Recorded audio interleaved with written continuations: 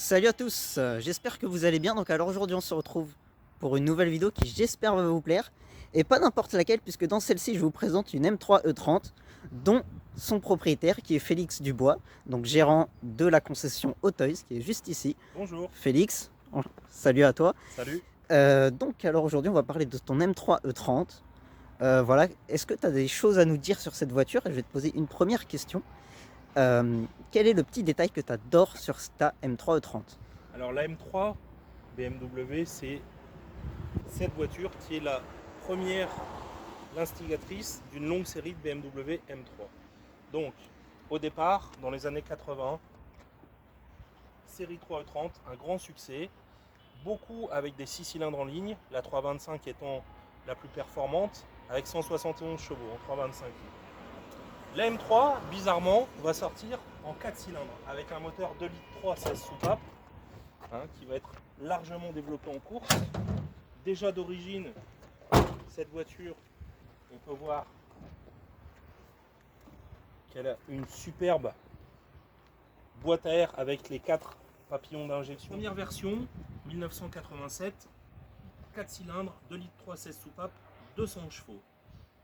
Sur la série E30, pour les M3, BMW va toujours rester sur un 4 cylindres avec des évolutions jusqu'à 2 litres 5 et 238 chevaux pour la Sport Evolution. Et cette voiture va s'illustrer en rallye, en course de côte, mais aussi sur les championnats DTM, il me semble, en Allemagne. Je ne suis pas un grand spécialiste, et super tourisme en Europe. Alors, tu me demandais un petit détail. Pardon, je fais comme les hommes politiques, je réponds tard à ta question. Il n'y a pas de souci, non, je faire t'en un prie. petit tour de la voiture avant. Petite présentation. Le détail, moi, sur cette voiture, c'est contrairement aux autres 30, elle a des ailes super larges. C'est-à-dire qu'elle est bodybuildée de partout, aile avant, aile arrière, aérodynamique, avec notamment derrière et tout arrière, ce haillon qui est spécifique, beaucoup plus imposant que sur les séries 3 normales. Et c'est ce que je te disais avant qu'on démarre la vidéo. Ce que j'adore, moi, dans les années 80, ce sont les caisses larges comme ça. Les caisses larges qui ont commencé avec la Renault 5 Turbo, Turbo 2, 205 Turbo 16, des voitures qui se sont évidemment illustrées en rallye. Et ensuite, la M3, aussi la Lancia Delta Intégrale Evolution. Toutes ces autos qui, à l'époque, avaient besoin d'homologation spécifique, soit pour le groupe B en rallye, soit pour le super tourisme. Et ils ont fait des voitures avec des looks que je trouve vraiment magnifiques au niveau des ailes. C'est magnifique, effectivement, c'est un certain charme ces autos avec un galbe particulier. Du Botox. Je pense que c'est pour ça que tu as craqué pour cette M3. Bah, c'est avant tout esthétique, parce que pour ne rien te cacher, 200 chevaux aujourd'hui, par rapport à tout ce que j'essaie, c'est un petit peu léger. Bon, ceci dit, il faut se remettre 35 ans en arrière, parce que cette voiture a 35 ans, et à l'époque, 200 chevaux c'était assez sympa, surtout lorsque les voitures étaient préparées pour la compétition. Je pense que c'est des moteurs qui montaient à plus de 300 chevaux, notamment en super tourisme. Quand j'ai acheté cette M3, j'avais la chance d'avoir déjà une petite collection sympa de série 3, donc j'avais déjà une 325i cabriolet, une 323i E21. Donc si tu veux, la M3 c'était le Graal. Voilà. Grand amoureux de la marque bavaroise. Ouais, je suis amoureux des voitures en général, des voitures de sport. Aussi, bien évidemment. Et surtout des Porsche, à la base c'est ma spécialité. Mais ce que j'aime chez BMW, c'est que, plus maintenant malheureusement, mais à l'époque, on pouvait se faire plaisir avec ces autos dans un budget bien plus raisonnable. Effectivement. Quand j'ai acheté ma 325i, je pense que c'était en 2009, une 325i E30, je l'ai payé 4 000 €. Aujourd'hui, une belle 325i de porte avec un bon entretien et pas un gros kilométrage, c'est 20 000. Effectivement. À l'époque, 4 000 €, 171 chevaux, propulsion, c'était le roi du monde. Bah, c'est sûr. Enfin, pour te faire plaisir, à petit prix. C'est sûr, je comprends. Et donc du coup, est-ce que on pourrait passer à l'intérieur? Bien sûr, on va même faire un petit tour. Vas-y, je t'en prie. Merci. Alors, je vois qu'il y a ton nom sur les vitres. Alors, cette voiture, tu l'as inscrite à certains rallyes, je crois, Ouais, peut-être. on a fait le Lorraine historique. Lorraine historique qui était il n'y a pas très longtemps, je crois. Il a démarré sur la place Stanislas, Ouais, si je alors ne dis cette pas de année, je ne l'ai bêtises. pas fait, mais le dernier avant le Covid et le premier confinement, on l'a fait en 2019. Donc on partait de Nancy, on traversait les Vosges, Remiremont, Gérardmer, etc. Ça doit être une expérience magnifique. C'est tranquille. Alors là, qu'est-ce que tu ressens quand tu démarres cette M3? Parce que quand même le bruit il est sympathique. Alors, Fort sympathique. c'est pas mal effectivement, mais moi ce que je vais demander c'est de mettre ta ceinture, sinon tu risques de ressentir le pare-brise. Effectivement. Si tu l'as sur échaude, hein, je l'ai fait tourner avant. Ok. Donc alors nous sommes à bord de cette BMW M3 E30 avec Félix.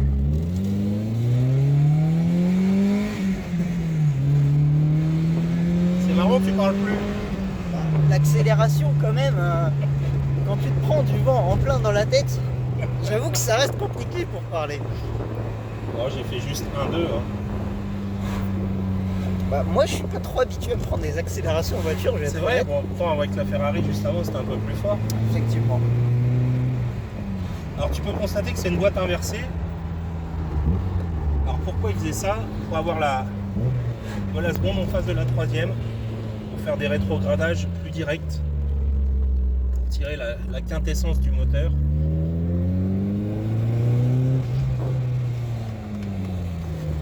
Vous constaterez que j'ai un peu de mal à tenir le téléphone. C'est rien ça.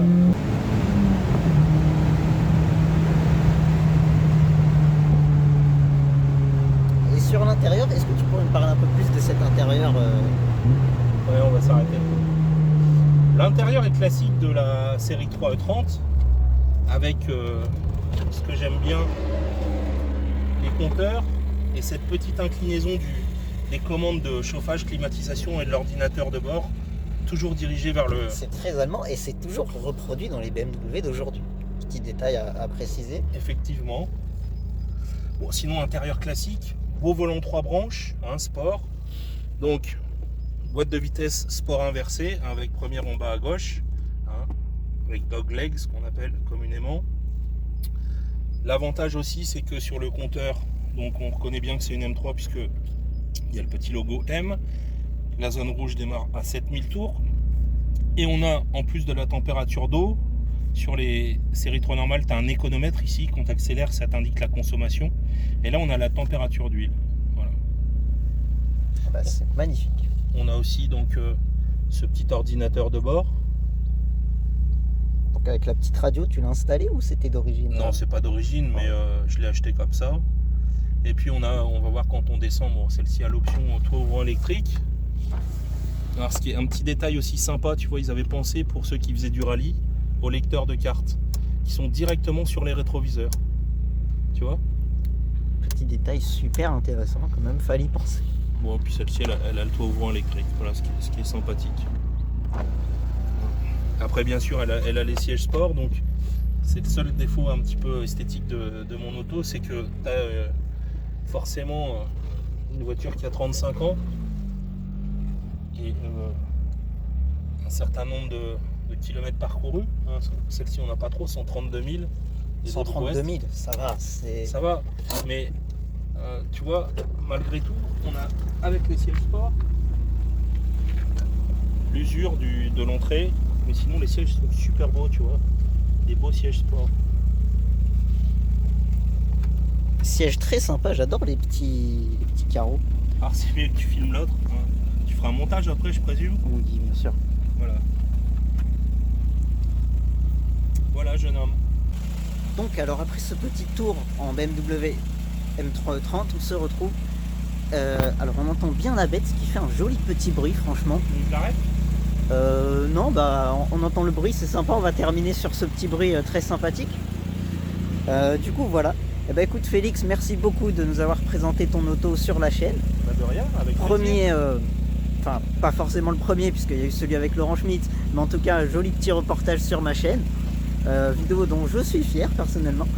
Et voilà, donc sur ce, merci beaucoup encore Félix. Avec plaisir. Et on se retrouvera peut-être pour une prochaine vidéo, qui sait, puisque tu as d'autres voitures. Ouais, quand tu en auras d'autres intéressantes, avec plaisir. Ouais, Avec la voiture. avec plaisir, j'en serais ravi. Et donc du coup, voilà. Alors, tu nous fais un petit départ pour le... Ah, sur le parking, pas de problème. Ah, y a pas de Je vais souci. t'en faire la main. Allez, merci. Allez, salut Félix.